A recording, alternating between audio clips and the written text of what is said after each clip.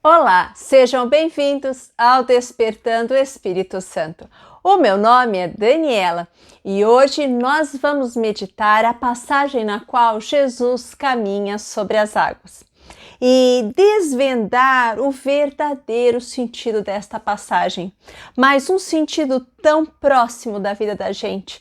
Você vai descobrir que sobre as águas é possível caminhar mesmo nas grandes tempestades da sua vida. Mas antes, você já sabe, eu quero te convidar a se inscrever no canal, a deixar o seu like, que é o sinal de positivo logo aí embaixo da tela, e a compartilhar este vídeo com as pessoas que precisam de esperança, aquela esperança que vem somente da palavra de Deus. Vamos ao vídeo.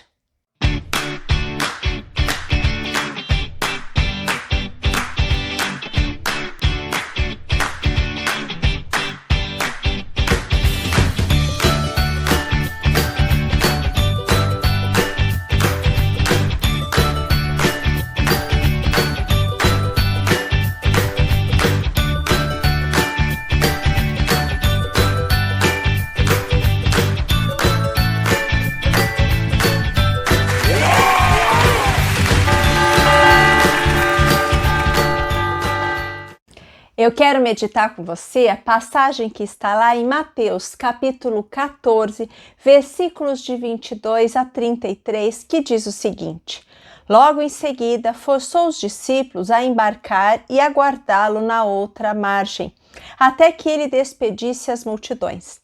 Tendo-as despedido, subiu ao monte, a fim de orar a sós. Ao chegar à tarde, estava ali sozinho. O barco, porém, já estava a uma distância de muitos estádios da terra, agitado pelas ondas, pois o vento era contrário. Na quarta vigília da noite, isto é, entre 3 e 6 da manhã, ele dirigiu-se a eles caminhando sobre o mar. Os discípulos, porém, vendo que caminhava sobre o mar, ficaram atemorizados e diziam: "É um fantasma!" E gritaram de medo. Mas Jesus lhes disse logo: "Tende confiança, sou eu, não tenhais medo." Pedro, interpelando-o, disse: "Senhor, se és tu, manda que eu vá ao teu encontro sobre as águas." E Jesus respondeu: "Vem." Descendo do barco, Pedro caminhou sobre as águas e foi ao encontro de Jesus, mas sentindo o vento, ficou com medo e, começando a afundar, gritou: "Senhor, salva-me!" Jesus estendeu a mão, prontamente o segurou, repreendendo: "Homem fraco na fé, por que duvidaste?" Assim que subiram ao barco, o vento amainou. Os que estavam no barco prostraram-se diante dele, dizendo: "Verdadeiramente, tu és o Filho de Deus." Palavra da salvação. Glória a vós, Senhor. Essa é uma passagem cheia de simbolismos, uma passagem riquíssima para que nós aprendamos a crescer na fé, principalmente nos momentos hostis, difíceis da nossa caminhada. Nós já vimos logo no início dessa passagem Jesus que se retira para orar. E você sabe muito bem que em muitas situações da vida de Jesus, muitos milagres, muitas situações de revelação foram precedidas por momentos de oração. Jesus estava sempre em comunhão com o Pai. Ele sempre aproveitava aquelas horas tranquilas, principalmente da noite, na qual ele podia estar em união, em intimidade e permanecer junto de seu Pai. E todas as vezes que nós vimos essa situação nas Escrituras, nós percebemos então o exemplo que Jesus quer nos dar, o exemplo da necessidade da oração.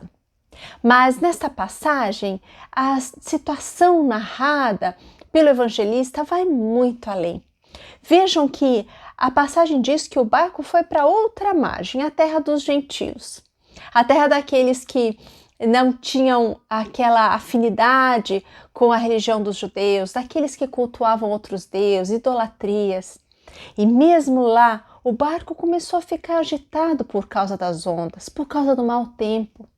E de repente, eles veem então Jesus caminhando sobre as águas. E eu te pergunto, por que será que esta passagem nos mostra essa situação tão sobrenatural e até mesmo contrária a tudo que é físico e científico, ao imaginar que alguém possa caminhar sobre as águas?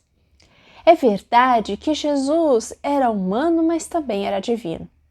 E independentemente daquelas interpretações que vão dizer que essa passagem pode ser puramente simbólica, eu quero que você fique com o que é realmente importante desta passagem. Mas antes disso, você precisa entender o significado das águas.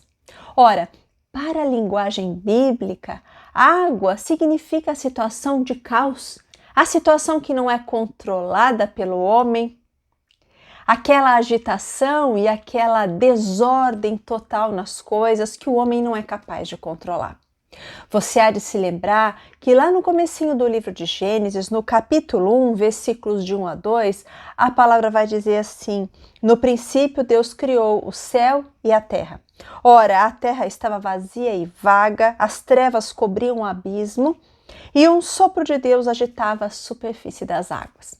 Também em algumas traduções vai dizer que o Espírito de Deus pairava sobre as águas, porque a terra estava em caos, tudo num verdadeiro caos, e Deus então foi criando as coisas e colocando cada uma no seu lugar. Quando nós vemos essa situação de água, nós devemos nos lembrar então desse caos, dessa desordem, dessa briga entre luz e trevas, do desafio que é ter que enfrentar o mal em tantas situações da vida. Jesus é o único que tem o controle sobre o caos. Eu quero que você se lembre, porque isso é o coração desta passagem. Nosso Senhor é o único que possui o controle sobre o caos da sua vida, sobre o caos das tempestades que se abatem sobre todos nós, nas tempestades da minha e da sua existência. Ele é o único que tem o controle. Porque se você parar para pensar, são tantas as variáveis que agem no meio do caos. Quantos são aqueles problemas que, humanamente falando, são praticamente impossíveis de resolver? Envolvem pessoas, envolvem situações, envolvem oportunidades, possibilidades que parecem não existir mais. Envolvem, às vezes, até um tempo que parece que já foi, como se nós tivéssemos perdido a oportunidade daquela situação. E então vemos as coisas cada vez mais se agravarem, seja numa situação de saúde, seja numa situação de desemprego, seja em casais que às vezes estão tentando engravidar e encontram tantas dificuldades nos seus diagnósticos, nas suas lutas para conseguir ter um filho. Tantas e tantas situações, dificuldades de relacionamento, familiares, onde os temperamentos são diferentes, onde as pessoas praticamente não conseguem se comunicar, onde ninguém mais escuta ninguém. No meio desse caos, eu quero que você se lembre que Deus é o único capaz de exercer o controle sobre ele.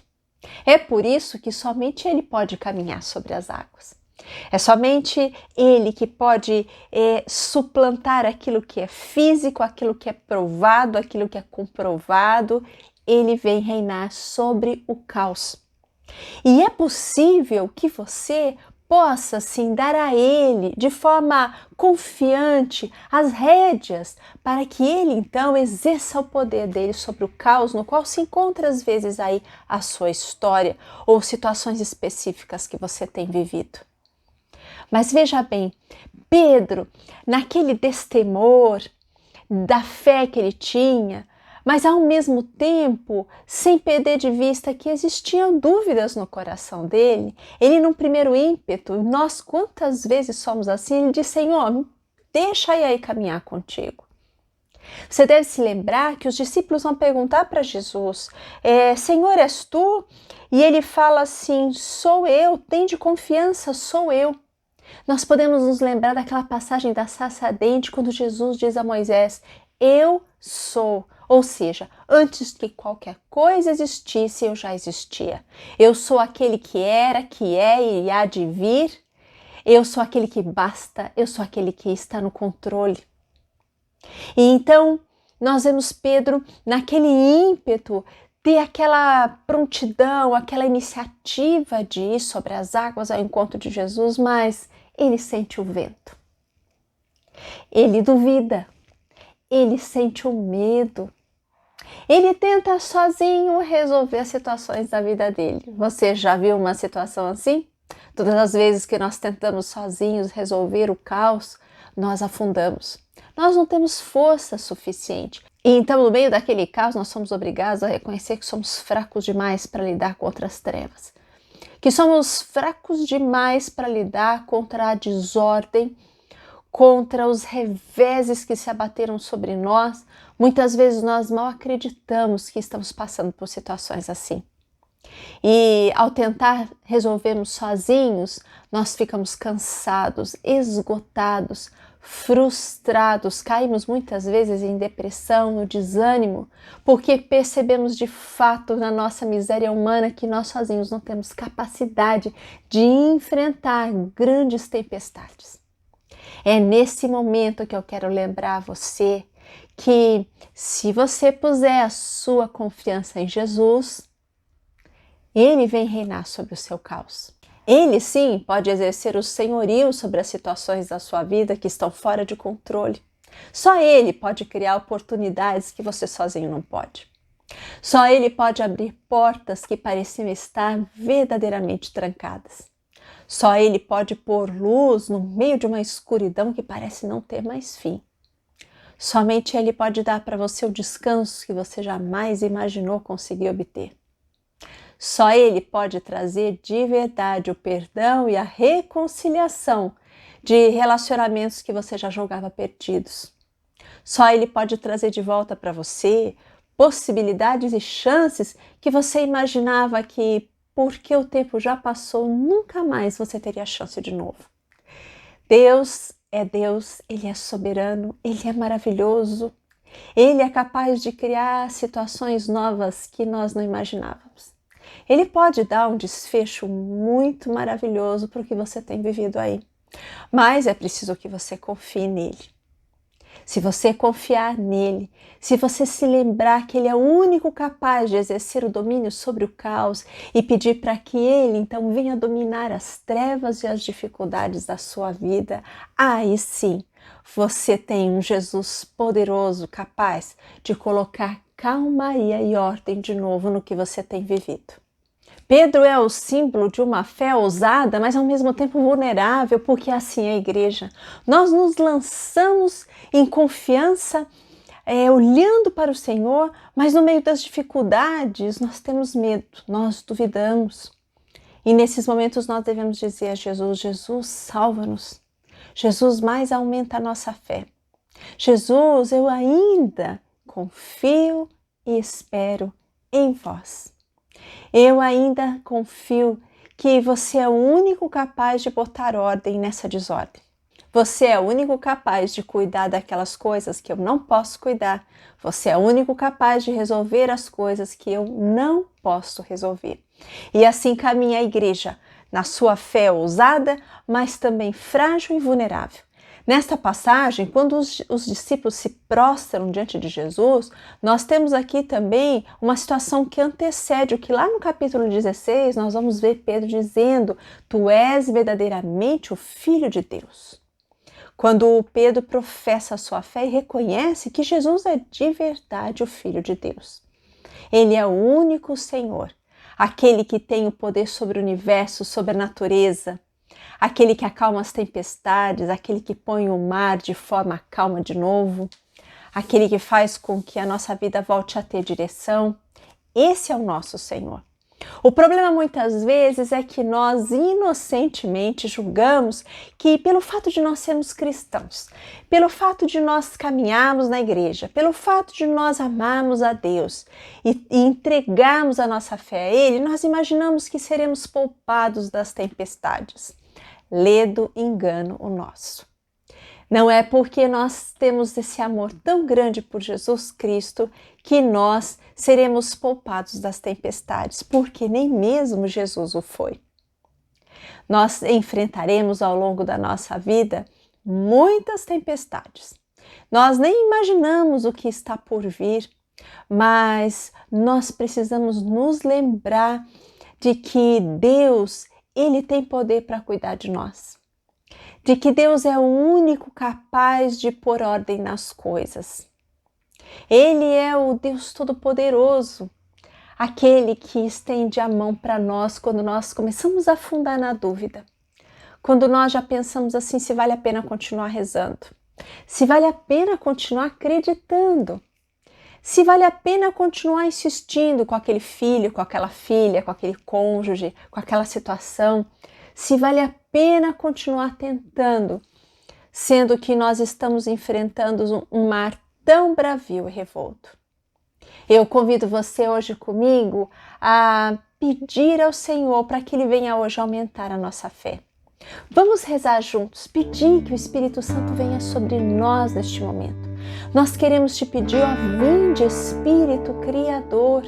Você que antes pairava sobre as águas, vem Espírito Santo pairar sobre o caos da nossa história, da nossa vida, das situações que fogem ao controle e que nós precisamos que você venha exercer o controle. Vem Espírito Santo de Deus sobre mim, sobre as pessoas que rezam comigo neste momento, ó doce e bendito Espírito Santo. São tantas as situações que nós queremos te entregar neste momento. Eu quero te entregar, Espírito Santo, aquelas situações de trabalho das pessoas que enfrentam grandes e graves dificuldades no seu trabalho. Dificuldades para conseguir recolocação também no seu plano profissional. Quero te entregar, Espírito Santo, aqueles casais que estão tentando engravidar. Aqueles casais que encontram impossibilidades físicas, biológicas para a concepção. Eu te peço, Espírito Santo de Deus, você que é tão maravilhoso e que exerce uma força que é sobrenatural, além da explicação, além da ciência, além das possibilidades. Quero te entregar, Espírito Santo, os filhos daquelas pessoas que neste momento entregam seus filhos com problemas de vícios, com problemas de desordens de comportamento, Espírito Santo, com síndromes, jovens com depressão, problemas no casamento, Espírito Santo, casais que não dialogam mais, que parece que não falam mais a mesma língua, Espírito Santo, os lares onde não existe mais harmonia, onde em tudo se grita, onde não existe mais paz, não existe mais reconciliação. Quero entregar o coração de pessoas muito machucadas para que elas consigam, pela graça de Deus, dar o seu perdão e se libertarem das amarras do mal que nos traz a falta de perdão. Vem, Espírito Santo de Deus, nós queremos entregar aqueles que nos machucam, aqueles que são instrumentos úteis na mão do mal para nos trazer tristeza, depressão, ansiedade, aqueles que de alguma forma exercem algum tipo de poder sobre nós, no trabalho, que nos influenciam e que às vezes nos influenciam de forma tão negativa. Nós te pedimos, Espírito Santo de Deus. Eu te entrego, Espírito Santo, as nossas famílias. Eu te entrego, Espírito Santo, os nossos trabalhos, as nossas fontes de recursos, a nossa saúde, os graves problemas de saúde que alguns enfrentam, Espírito Santo, tratamentos dolorosos, longos, cheios de incertezas, Espírito Santo. Nós te pedimos agora, aquelas pessoas, Espírito Santo, afundadas em dívidas, incapazes de se controlar, ou que tiveram um revés tão grande, Espírito Santo, e que agora vem uma vida inteira que foi construída sendo dissipada. Nós te pedimos, ó doce Espírito Santo de Deus, vem com o teu poder, com a tua graça e com o teu amor exercer a tua soberania sobre o caos da nossa vida. Para isso, nós queremos hoje dizer: Jesus, eu confio em vós. Confio na tua providência, confio na tua graça, confio no teu poder, confio na tua misericórdia. Eu sei que eu ainda verei aqui na terra dos vivos a graça de Deus agir nas nossas vidas, porque nós escolhemos aquele que é o Deus da vitória, aquele que é o Deus da força, aquele capaz de mudar as situações que, à primeira vista, parece impossível que sejam mudadas. Espírito Santo, recebe os impossíveis da nossa vida e dá-nos a paz, a graça de viver em serenidade contigo, de encontrar o consolo na oração, na Eucaristia, na tua graça permanente que está conosco. Em nome de Jesus. Amém. Que você receba toda a sorte de bênção e de graça de nosso Senhor, a força para continuar prosseguindo. Que Deus te dê a graça de, com Ele, caminhar sobre as situações, sobre o caos, para que finalmente Ele possa colocar o seu mar agitado em calmaria de novo, para que você possa respirar de novo e sentir a paz que vem de Deus. Eu espero que você tenha aproveitado esta oração, que você compartilhe este vídeo com pessoas que precisam também dessa paz e dessa esperança. Espero você no próximo vídeo. Fique com Deus e até mais!